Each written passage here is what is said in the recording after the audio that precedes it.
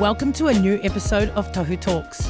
This week I sit down with the kazi Henare Te Aika Puanaki, a passionate advocate for te reo Māori, renowned for his soulful notes and talented guitar playing, but above all, Henare's dedication to revitalizing Māori language and culture shines through.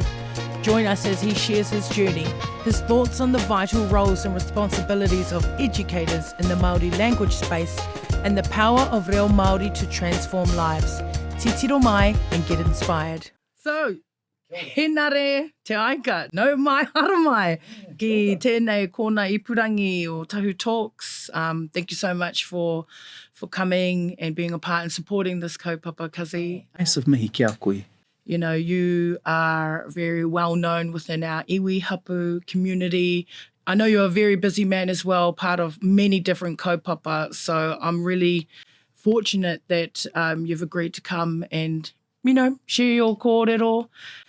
So I'd like to go into maybe for our hunga mā taki, ko wai koe no hea koe? Ai, hoi no tēnā koe, ko rangatira i o kupu. Wai paunamu, tika ana tō ingoa, ko koe tonu, ko tō ingoa, tēnei motu, me ki, ko tēnei kaupapa, ko te wai paunamu, e kohi ana i ngā kōrero, mai te tai whakarunga, ki te tai whakararo, te tai hauauru, te tai pautini, ki te tai mahanui. Nō reira, anei tētahi. Honestly, it's just a flash way of saying I'm happy I made the cut. Because when you gave me the brief, it was semi rangatahi. Yeah. Not too rangatahi, but not too pakeke. So I'm happy with that. E koana te ngākau, ko tai mai I runga I tō reo karanga. A te kaupapa, e mihi ana. Well, ko wai tēnei. Yeah, pretty much for most people know I'm Ngaitahu. Yeah. But I am Aotearoa love child. I'm from many iwi. I was counting it about a year ago. I'm probably in the 20s in terms of iwi, yeah, which is quite fun for me, you know. Yeah. It means I get to spend my lifetime learning about who I am. So, yeah, ko au tēnei mihi ana, ko oku iwi matua ko Ngaitahu me Ngāti Kahungunu. Nā inei iwi ahau I whakatangata. Ko tōku pāpa taha, ko te taha kahungunu tērā ki te Wairoa. Koira te taha Puanaki. Nā reira, ko taku ingoa whānau, ko te Aika Puanaki. Ko tērā ingoa Puanaki, he ingoa kahungunu, he ingoa no te Wairoa. Engari, ka pōhe he whānuitia, he ingoa Ngāti Hine, tai tokerau. Nā Auntie Tihi, I rongo nui ai, tērā ingoa Puanaki. Engari, ko te ingoa Puanaki, ko te whānau, no Wairoa ake. Ai, engari ko tōku taha te Aika, he ingoa Ngaitahu tērā, he ingoa, he tipuna a te Aika. He tino ingoa hoki. Ko te roanga o tērā ingoa, ko te ahi kā. Oh, ne. Ai, cheers. Eish. E rua ngā whakamauritanga. Ko te ahi kā, ko te ainga, ara ko te whānau rānei. Hoi anō, ahakoa pēhea tō titiro ki te ingoa, e hāngai tonu ana ki tēnei mea ki te tangata. Ara ki te tia ki te whānau, te ahi kāroa, ara ko te tautau I te ahi, ki te kāinga, ara ko tō hono ki tō whenua.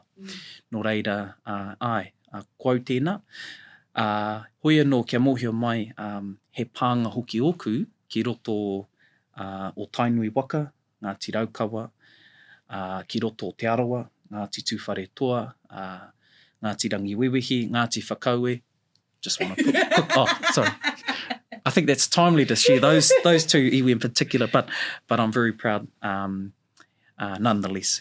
Me ngā pānga ki te tai hauauru hoki. Nā reira, ai, ko te tipuna Puanake rānei, he tipuna I ora, I mate, ana e mate e takoto ana ki te awa o te rangi TK. Ki tērā taha o te ika Māui, nā reira, no ngā hau e whā, a whakapapa hau, I tipu ake au, te nui ngō taku tamarikitanga I konei, I o tautahi I waitaha whānui, engari whānau mai au I Kirikiriroa. Okay. So I spent my first 10 years in Kirikiriroa in Hamilton. I was born there, and a bit of moving to and fro from here, Ōtautahi, but Mum found work at Te Whare Wānanga o Waikato, and I was brought up there for my early years. So in the manaakitanga of Tainui. So that was my reo, the ngā. It's been really hard for me to get used to the ki, but you'll remember the Tahu news. I was deliberate. Ki all the way, ki all the way, rakatira, whanauka. But no, I was brought up in Hamilton, and it wasn't until I was 10 that I moved back to live first time, full time here in Ōtautahi. So that was when life began, if you like, for me here in Christchurch. And then, of course, moving on to Tuahiwi to live there for a time, growing up on the pā, 873. So that might be a broad summary of who I am and where I'm from, but very proud to be a son of both my parents. Ko mate tētahi, ara ko Henare Puanaki, tōna ingoa, tōku pāpā, engari wai mari ka noho tonu au ki taku hākui taha, ara Lynn, Harata Te Aika.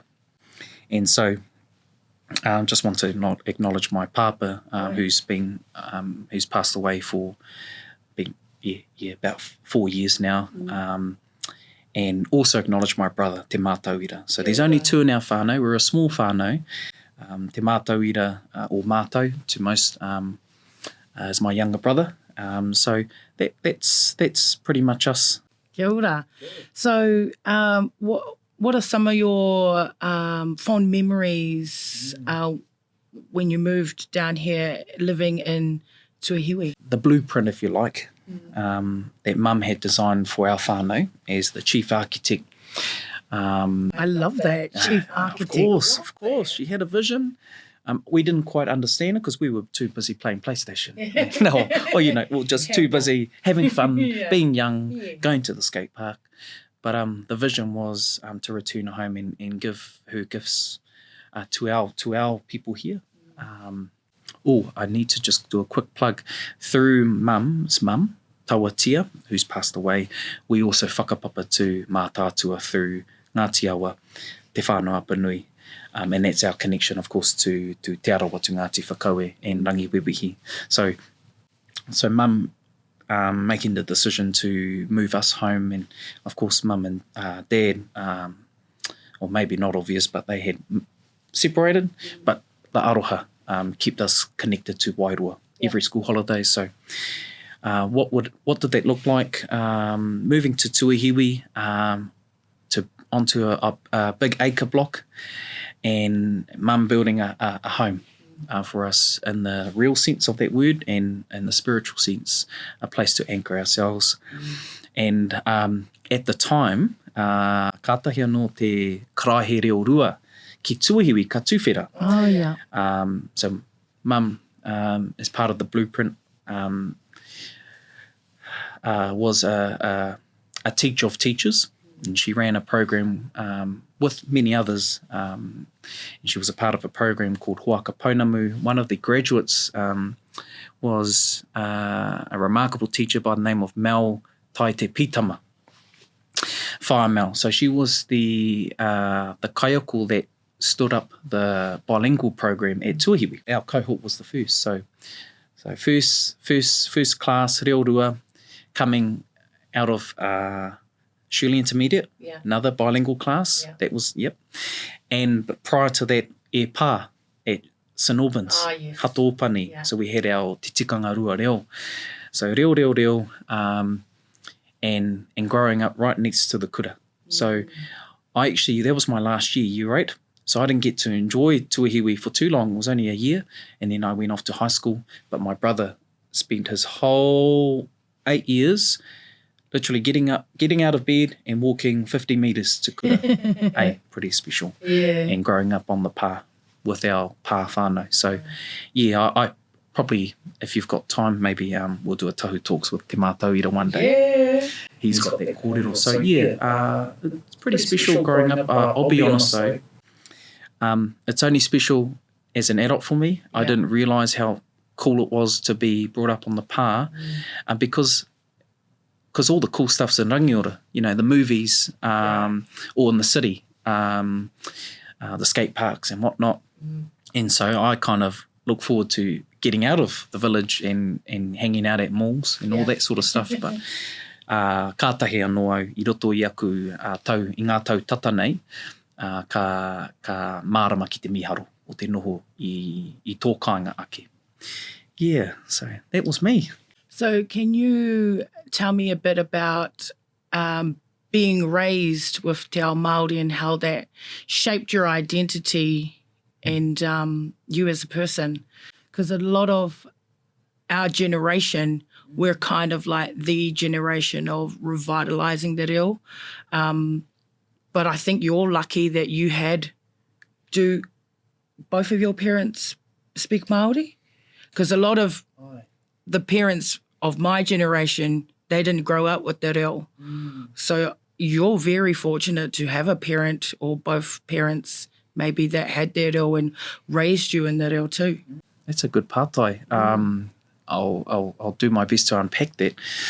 I think we have to start the story with my parents. So it's a crack-up story. So most people don't know, my papa, Rihari, he was training to become a priest. True. Yes, a Catholic priest. So I was born into both sides are Catholic. Same. And so my papa was in his last year. It takes 8 years to become a priest, to go through the kura and then get the mātauranga and then become an official priest. So on his last year, whatever Te Atua's plans were, his blueprint led him to meet Mum. Okay. And such was the aroha, I imagine, that I was a product of that. Just a nice way to just say that, yes, I was a result of their aroha. We all are. So, that's not my story, but I'll leave that there. So you can imagine, just a bit of background. So, ko taku pāpa, i tipu i roto i te reo, i te ao Māori, engari, ko āna whāinga mōna, he whānui ake i te ao Māori. Ana ko te ao wairua. Ko te ao wairua, ko te ao hāhe. Ana i roto i tērā ao, ka kite ia i te hononga ki tōna taha Māori. So the Catholic vibes is work hard, play hard. Yeah. Ka pai. So when you're playing hard, just to give you an insight, the way ka waiata Himene was born, and my papa being the key composer. Yes, of the very well-known waiata, ka waiata. It came out of a guitar party. Did it? Right? Didn't come out of the tapu-ness of a whare karakia. It was Catholic, young... I think all great waiata come out of guitar parties, Picture this, crate boxes, guitar, Saturday night. The wairua is flowing. Maybe add a couple of raros, and then just some chords start to be played on the guitar, and words just effortlessly come through, produced by people, and then a tune, a melody, and then ka waiata was pretty much born like that. Beautiful. Of course, with inspiration from Maria Mary, i roto i tēnei hāhi. And so that's the taha wairu, I think, the whakawhanaungatanga that underpins the heart, the approach to being a Māori Catholic. So that's my papa's side. And I get a lot of that today. I tipu ake taku hākui i te māto torutanga o te tihi amaru, tino Pākehā tērā noho. He nui ngā whānau Māori, engari, kāri rere te reo, anei tētahi tino tohu. Ki hai taku hākui i mōhio i Marama, he reo Māori tōna mama, he reo Māori tōku taua. Ā tainoa ki tōna huri taurua te kaumatahi. My mum, so such was the I suppose the strength of, or the effects, if you like, of colonisation, that it wasn't until my mum was well into her tertiary studies in second or third year that she realised that her mother was a speaker of te reo when her auntie came down for the first time and they just started speaking reo in the kitchen. So when you've been brought up and you only realise that as a young adult, you can appreciate, well, you can begin to appreciate, I can, certainly, the effects of colonisation. And I think that term is called passive bilingualism. So deliberate choosing of reo Pākehā as your medium of communication intergenerationally. I think that reflects those times. And so I think for mum in the 80s, coming through in the 80s and into the 90s, we had the Renaissance period, te Māori, te reo Māori, protesting the Māori Act in 1987. 1987, and of course the kohanga and kura kaupapa and ātārangi movements that began in that 70s, 80s, and coming into fruition in terms of national scale in the 90s. And part of that movement included the raukawa, wānanga, te wānanga o raukawa. So those indigenous tertiary providers began popping up, led out, of course, by te wānanga o raukawa. So as a fellow student of kura reo, it was like chasing, I imagine, like concerts. So LAB is playing over here and this Catch a Fly's over here. Well, imagine that for the reo space, it's popping up all over. So as a reo fiend and someone who's hungry for it, you had to go and chase it on the national grid, including Otaki. And so that was what it was like, I imagine, for my hākui. So hunting and gathering the reo for herself. I think that philosophy and that blueprint was imprinted on me, and then paired with my papa's spirituality and his connection to te ao Māori was more through te taha wairua, makes for me and my brother, I believe. Yeah, what does it feel like to have a papa compose a waiata, a very well-known waiata? Like, the whole country, like te iwi Māori, knows and sings ka waiata. What's it like to be the son of a famous composer? We're all proud us from Wairua. You know, when we did Dad's unveiling, he asked us to, as part of one of his parting wishes, to put composer of ka waiata on his headstone. And he was crack up. Like, I reckon we get a lot of our quirks from both sides, but in this instance, from our father. He even made his own eulogy, a video. This is my life. Love it. And I'll tell you a quick story, just to give you an insight. In our Puanaki whānau, we have a cousin called Ethan Brown. He plays the role of Tāne Parata in a show called Home and Away. Oh yeah. He's the ripped guy. Yeah. So the ripped, tall Māori guy we're proud that he's our cousin. Yeah. But my father starred in a movie called Utu. Oh my God, did he? Yes. Who did he play? He was the son of the character Henare. Oh my gosh. He's the guy who fell off the cliff. He fell off the cliff. True. He was unintentionally leading the colonialists to the hideout, and then he fell off the cliff. And in his eulogy, he goes, "Remember, Ethan, I was the first actor in this family." And we laughed in the church. Oh, I just cracked up. So even in death, we just, we still crack up at those memories. And I think that lightheartedness was passed down to us, and just being cruisy about life in terms of don't sweat the small things and take it as it comes. Roll with the punches, all of that kōrero. So that was our papa, if you like. And then And then the focus, the laser precision focus comes from our mum. Nice. So when you bring those two together, I suppose that was the blueprint from both sides. I love that. Kapahaka, such a vital part of Māori culture and community. How has kapahaka influenced your personal journey and your connection to your whānau and hapu?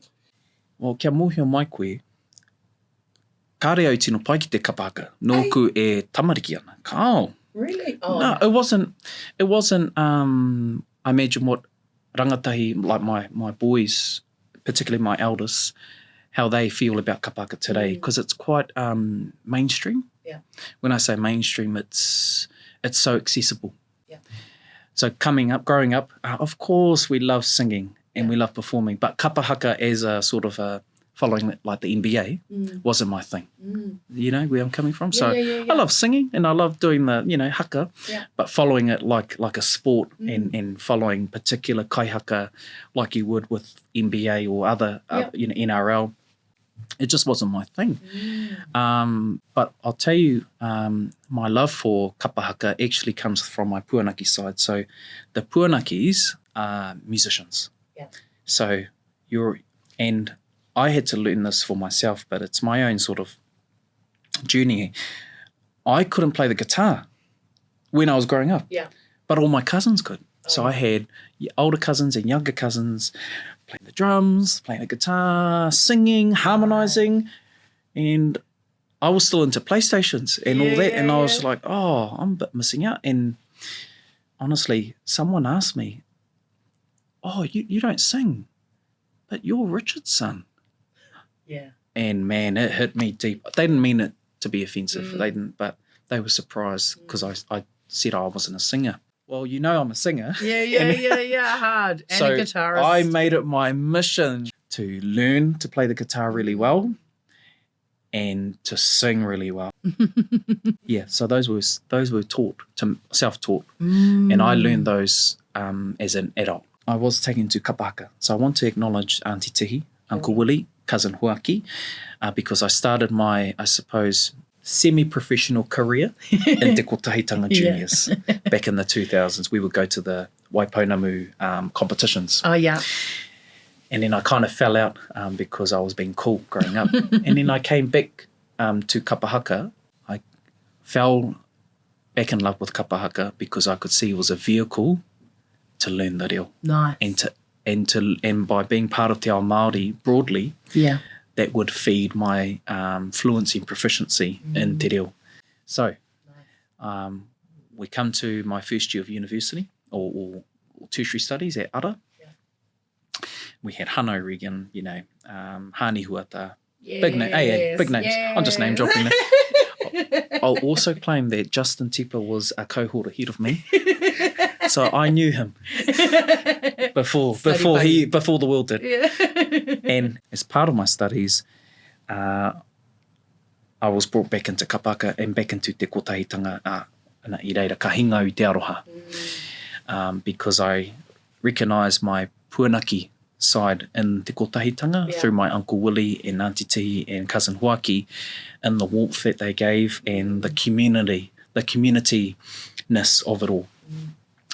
And so for me, kapahaka, in terms of my pathway back in, and I suppose where I am today, is because of the taha wairua and the taha whānau. That, to me, matters. And then, of course, competition, because that's about excellence, and especially with te reo. So I suppose as a quick answer to you, that's definitely my pathway, and back leaning on the blueprint that was imprinted on me from my parents. Yeah, because Thomas has shared kōrero with me about your role in contributing towards his haka journey and how he would look up to you, when it came to kapahaka. And I've had conversations with you as well where you're acknowledging him for his role that he's played in contributing towards your kapahaka journey, but are you aware of how much you have actually taught Thomas and contributed towards his haka journey? Well, actually, somebody shared the post. You got the shout out from the bro. I go, oh, true. Oh, I better watch it. And I was actually quite chuffed. I didn't realise. Oh, look, Thomas is incredible. I met Thomas when he was ko te reo ehara ko te reo tōna reo matua. He might remember this. Back in 2012, we had a program called Manawa Hau, funded by the tribe. Yeah. To do exactly what it said it was going to do, bring great rangatahi into leadership. And what a success. Yeah. Because, we can see Thomas now leading out Te Ahi Kāroa. Honestly, I'm probably just a tea koka on his journey. If I'm a nice tea koka, and he wants to point to me and I really like that part of my real journey. Oh, ka pai. Hopefully, people might remember me for that aroha. Yeah, not so much the skills, but for the aroha in all that we do. So I want to go into your mahi now as an educator. Was this an obvious career lane for you growing up? Yeah, and where did this even begin? How did you get into it? Because you're a kaiako, you've been a kaiako actually of many different kurereo all over the motu. So let's talk about that. Yeah, let's. Okay, so we're going to go on the theme of aroha. I don't know why that could be there, but it actually relates to our kōrero. So well done on choosing the word. I was born into to education because my parents have both. My papa was a principal, a teacher, a facilitator. Yeah, and so. Principal of which school? Manga Tere Tere, which is a small kura between Napier and Hastings, just close to a place called Clive, and a small town, a freezing works town called Whakatū. Oh, yeah. Not to be confused with Nelson. Yeah. This Whakatū up in Hawke's Bay. So Manga Tere Tere, and of a kura called St. Joseph's Catholic school in Wairoa. Really? Yeah. Hatohoipa? Not St. Joseph's Māori Girls, sorry. No. Hatohoipa Māori Girls College is another kura. True. But this one was St. Joseph's Primary. There's actually a lot of St. Joseph's. Yeah. There's some around here too. Oh, true. In Christchurch and Rangiora. But so I was born into education, but hey, look, I'm going to be honest. It wasn't like a flash plan. It all kind of fell into place, I think, because the architecture was there. But I was driving forklifts. At the end of high school, I was working for foodies. True. Foodstuffs. Yeah. Oh, foodstuffs. Oosh, mean mahi. I finished high school. I did well with the support particularly of mum. And ko Aotearoa, taraiwana i ngā waka hiki tapu, hiki kai, hiki karate, ngā crates. And this is how it all worked out. Henare. Yes, mum. I've booked an appointment for you to meet with Hani at Ara. Shall we just go and have a look and see what they can offer? I go, sweet ass, yeah. Ka pai. Walk in, no expectations. Walk out, yeah, I'll do this. So that was basically how how I decided to follow the reo. Yeah. Yeah. It was cracker. So was the kōrero going for a job or studying? For studying, sorry, Right, I should have clarified that. Yeah, no, it was for studying. So I just had no plans. Yeah. I was real happy. Now remember, this is the Skarks days. So for me, what was important was my hair straightener. Yeah. And then just, getting that Goku, getting the Dax wax and looking Skarks, wearing bright colours. True. And going to all the parties on Saturday and Friday and Saturday.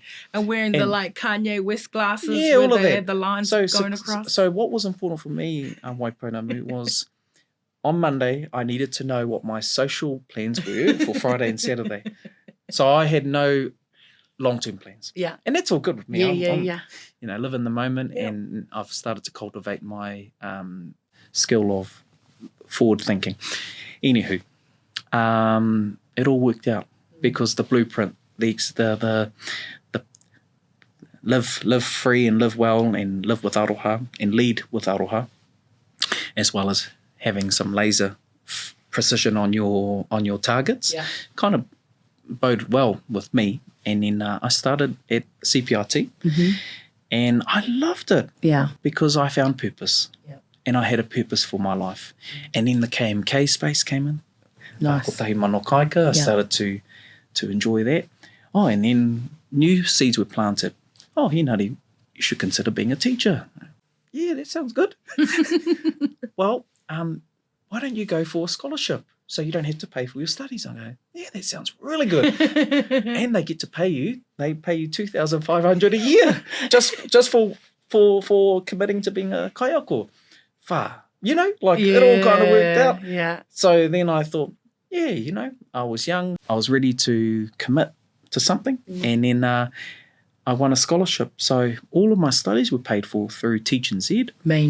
And it meant that I had a contract, which meant if they paid for my studies and gave me an allowance, if you like, or putea for completing my each year at 2.5K, then I would commit for a minimum of 4 years as a teacher. True. That was the contract. Oh, yeah. Now, the best part is, even when you're committing for 4 years, you're still getting paid. So, hello, we're in 2013, my first year as a kaiako, and I started Hato Tamati. And guess what? What? They locked in my contract halfway the year before as a student. So I already had my job lined up for the following year. Oh, man. I'm just like, this is me. So it kind of worked out for me.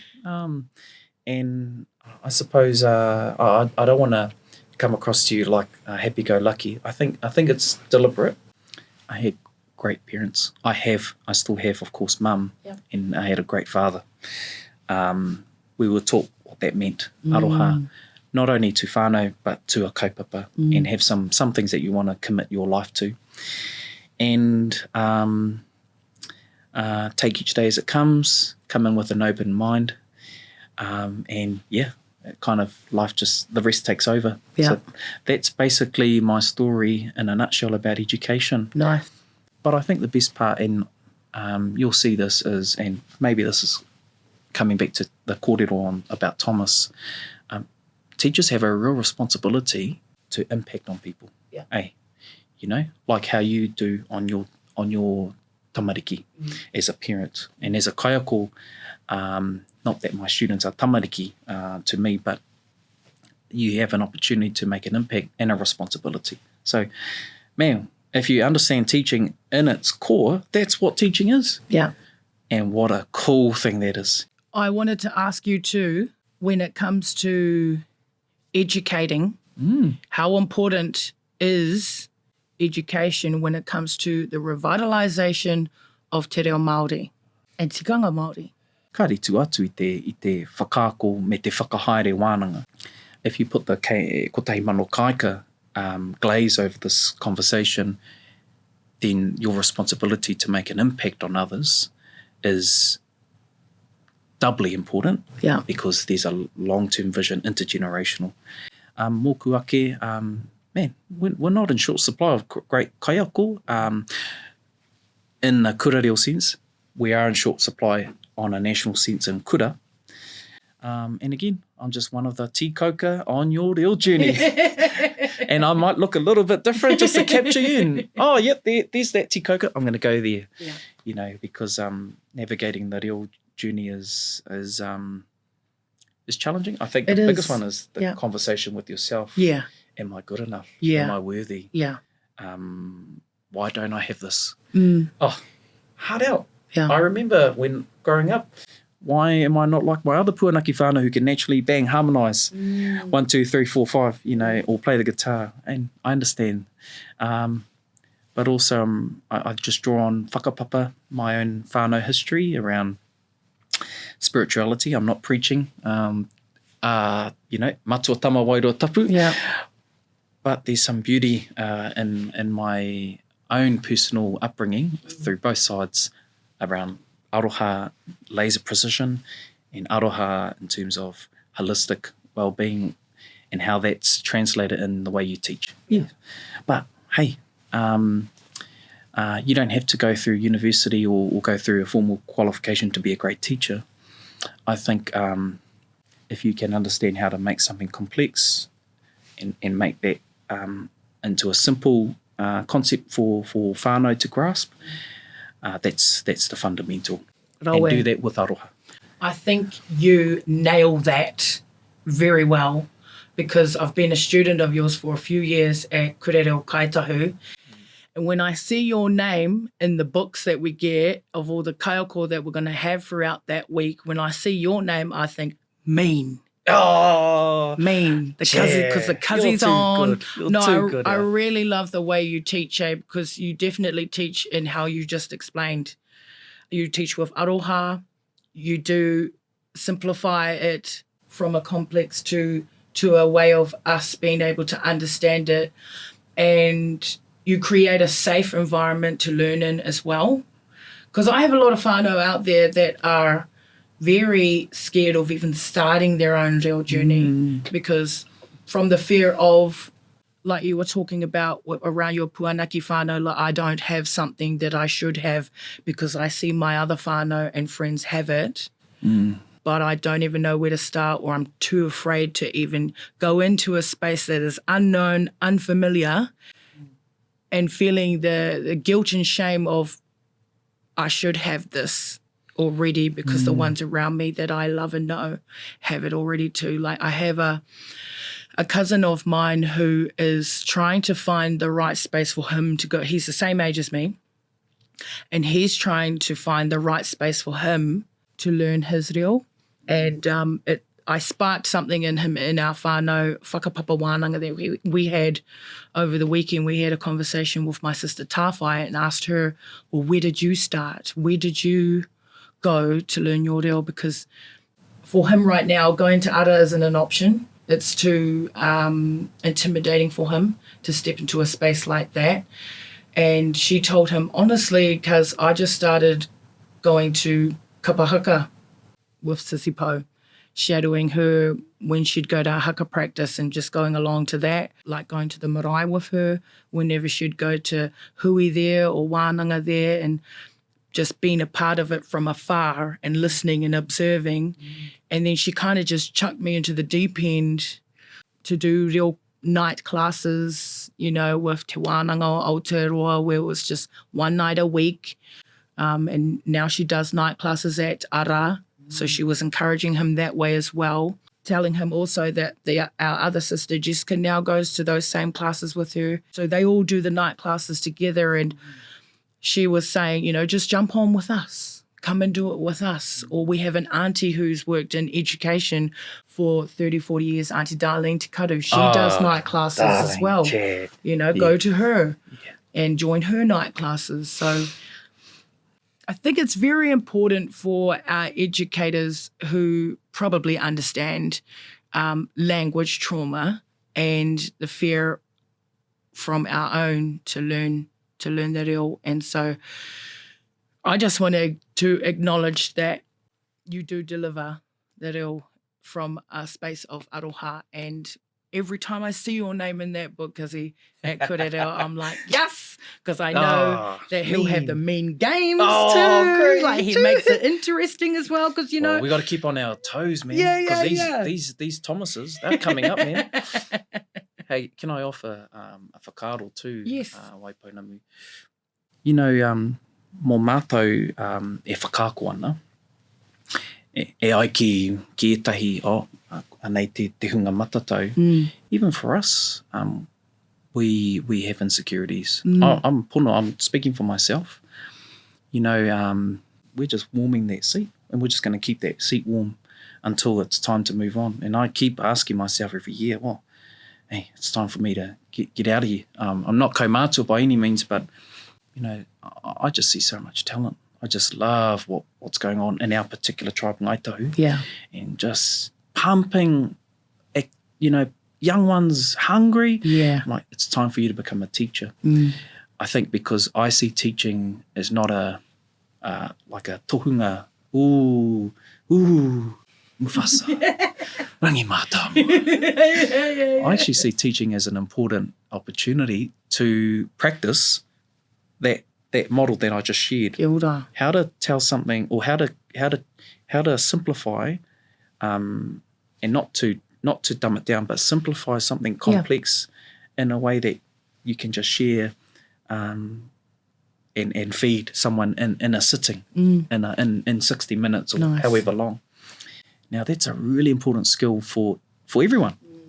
So I see teaching as that opportunity, whether it's in a kurare or kia kurapa. I know the tribe does this through auraki matatu. But just to go back on your kōrero about your whānau, for us, for me personally, struggled even in a kaupapa like te panekiretanga, even at the top level, you can feel quite out of depth. And what that felt like for me was, I don't deserve to be here. Wow. And if I can allow myself to be vulnerable, because you're sharing a bit of your kōrero, others might have a bit more that wairua Māui tiki a taranga. Ooh, I'm hungry, I'm gunning. But for me, it was, there's others that should be before me. But for the reasons that I don't know, the powers that be, our tribal leaders, put my name forward. And ko waio ki te whakahe. Remember, I just finished up retiring my GHD, my GHD hair straightener, and I was just becoming serious in life. So we got to recognise, like, we just finished the Dax Wax phase, and we're coming into the not so high maintenance. So it didn't take me an hour to get ready. Now, when you're given something so serious and you're sitting with these tohunga, you can't make mistakes in some settings because it reflects on your mana and your community. That level of maybe seriousness, maybe it's not the right word, but that level of integrity you need to carry in that kaupapa was it was a mind job for me. So I just want to relate that journey of worthiness, it doesn't end. And I don't know if I'm being helpful. I think I am, but I just want to let you and our audience know that even for me, at where I am, I still see there's so much more to go. In terms of my journey, I can see all the tea coca in front of me.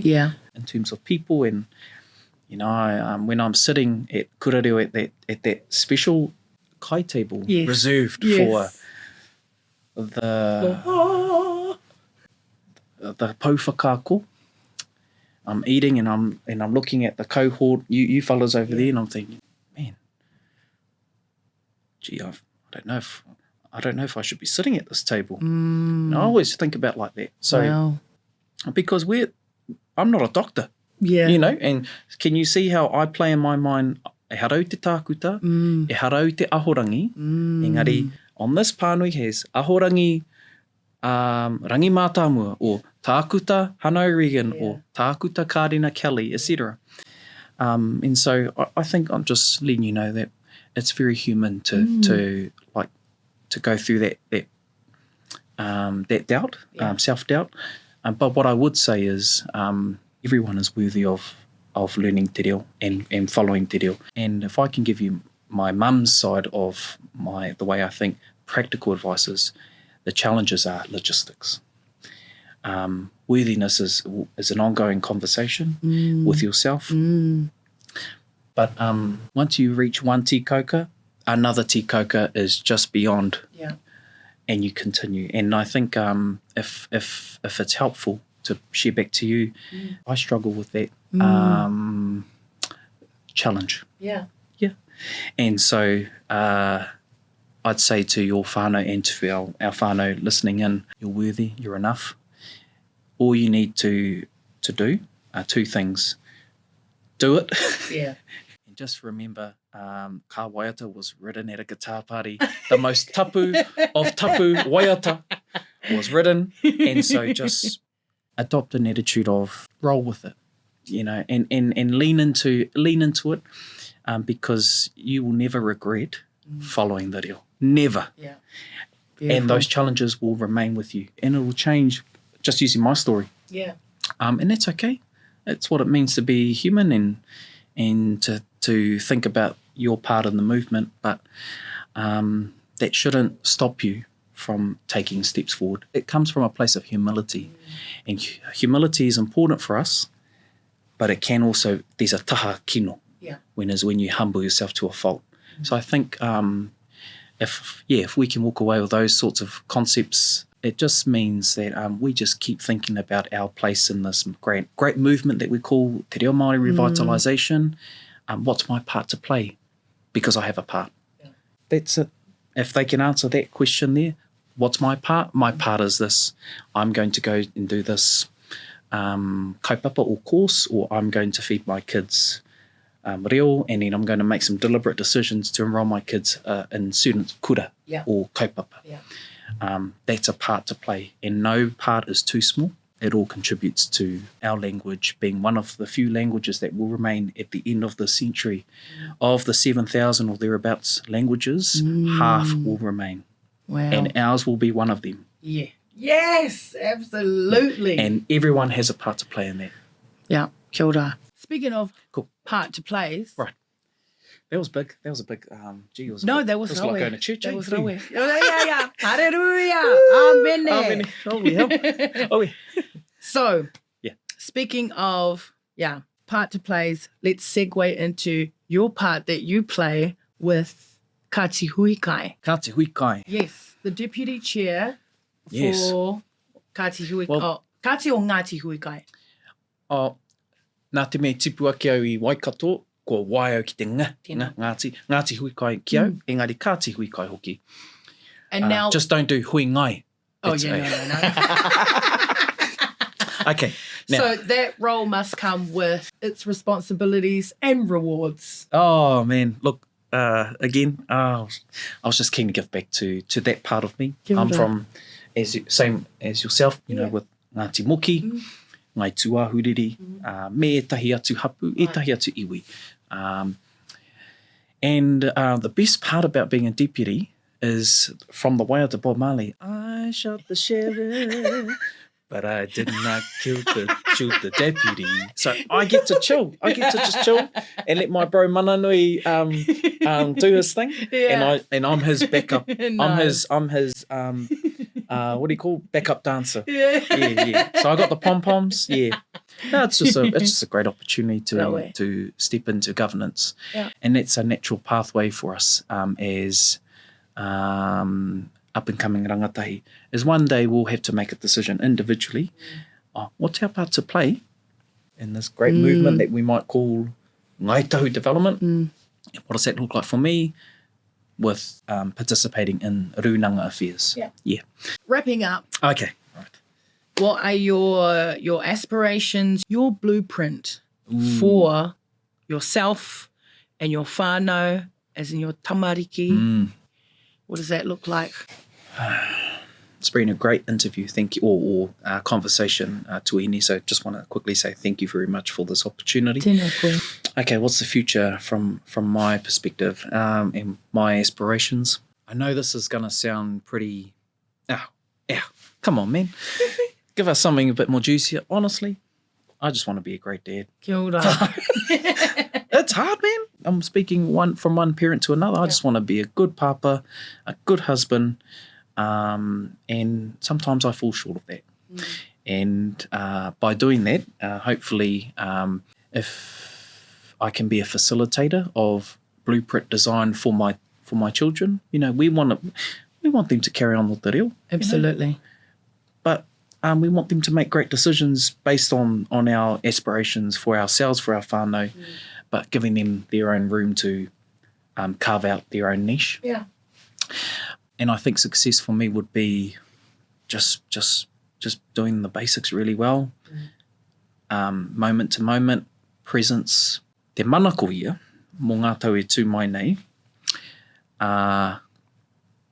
ka noho te reo Māori, hei reo matua, mō mai iau, pāpa nei, ki aku mokopuna, ki ā rātou tamariki, mehemea e ora tonu ana au. Ko te reo whakawhiti, ko te reo Māori. Mehemea ka tutuki tērā mō ngā mai tōku reanga, nā reira ko au te reanga tuarua, mam, tuatahi ko au tuarua, ko a māua ko ria tama, tuatoru, tuawhā tuarima, mehemea ko te reo Māori, te reo matua, te reo whakawhiti, o ia rā, tai atu ki te reanga tuarima, kua ora te reo I roto I tōku whānau. Rawe.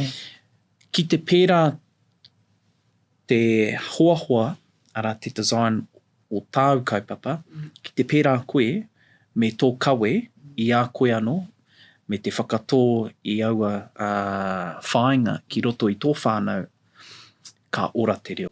I think for me, it'd be great if we get granular from our kotahi mano kāinga strategy. Yeah. That's, in essence, 1,000 homes, 1,000 aspirations. Each household has te reo Māori as its primary language of communication.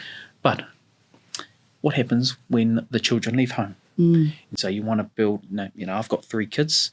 When they go into their 3 whare, I want those 3 whare to have te reo Māori as its mate. Yeah, simply. Yes. But what I'm saying is, I want everyone to have that plan. Yeah. I want them to be great ancestors in this sense. Yeah. And so if everyone has that aroha and that laser focus and that blueprint for themselves and for the whānau, what we're going to do is we're not going to rely on this tribe to carry out our household whānau aspirations. Yeah.